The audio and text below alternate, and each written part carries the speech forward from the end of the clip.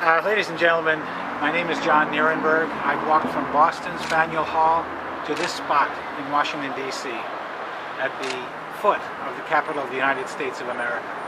The purpose of my walk is to urge Congress, especially Nancy Pelosi, to put impeachment back on the table and to get to the root of the issues surrounding this administration, which is the most corrupt, the most abusive of its power, and the most law-breaking in the history of this country. I am here as a citizen of the United States to be heard. I am not an activist by nature, but these accumulations of horrors coming out of the White House and Vice President Cheney's office are totally and completely unacceptable.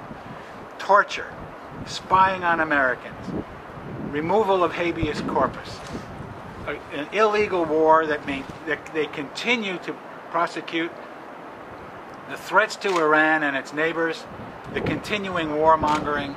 It's absolutely out of control and they must be stopped. But this is not a political issue.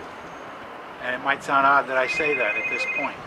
It is about fulfilling the constitutional requirements that the House of Representatives has been charged with, to hold executive officers of this government responsible for their actions.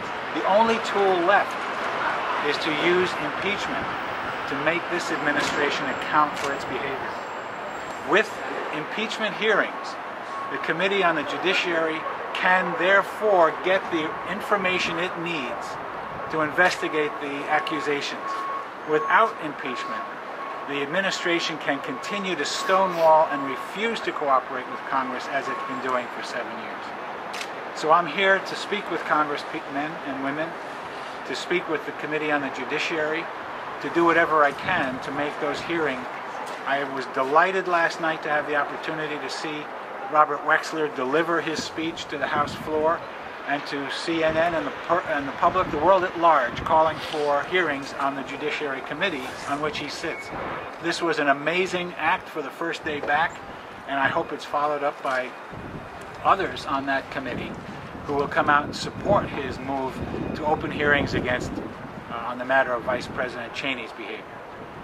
So at this point, I guess I'll open it to questions, if you have any. John, what kind of reception did you get as you're marching these 400 and so miles down to Washington, D.C., from the people along the way? Yes, we walked the most congested, polluted road on the East Coast, outside of I-95, which doesn't allow pedestrian traffic. Route 1 is the most miserable, dangerous road you could take. We did it because of the maximum exposure value. I've never done anything like this in my life. I never imagined I would.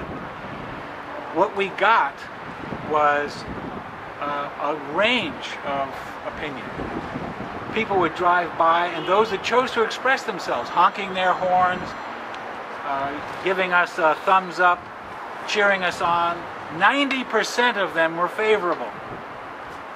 90%. This is way beyond our expectations. In fact, we were quite concerned in setting out that we would be confronting a lot of anger, a lot of opposition, a lot of perhaps even violent confrontations with supporters of Bush and Cheney and the madness that they've created in the war in Iraq. So I was delighted, I was thrilled. People came out to give us hot chocolate, to walk with us, to urge us on, to encourage us, to thank us. And that was an extremely gratifying experience that made my energy possible to finish the journey. Any other questions? Have you Have you actually met with any representatives, any members of the House Judiciary Committee? Or I met with Robert Wexler last night before his speech on the House. Was delighted he gave me the time while he was preparing for that speech, and it was a very carefully prepared speech. Naturally, I'm a great supporter of what he's doing. I think it took tremendous courage. I think he demonstrated extraordinary leadership on this, and he stood up to his party, he stood up to the forces of complacency, and he made it possible for others to think that they too can make a difference in bringing hearings to Congress on the matter of Dick Cheney. John, your congressman from Vermont has probably felt more public pressure than any other and done less in response. Is that going to change? Will Wexler's and others' leadership lead him to join in at least calling for hearings, or what will it take?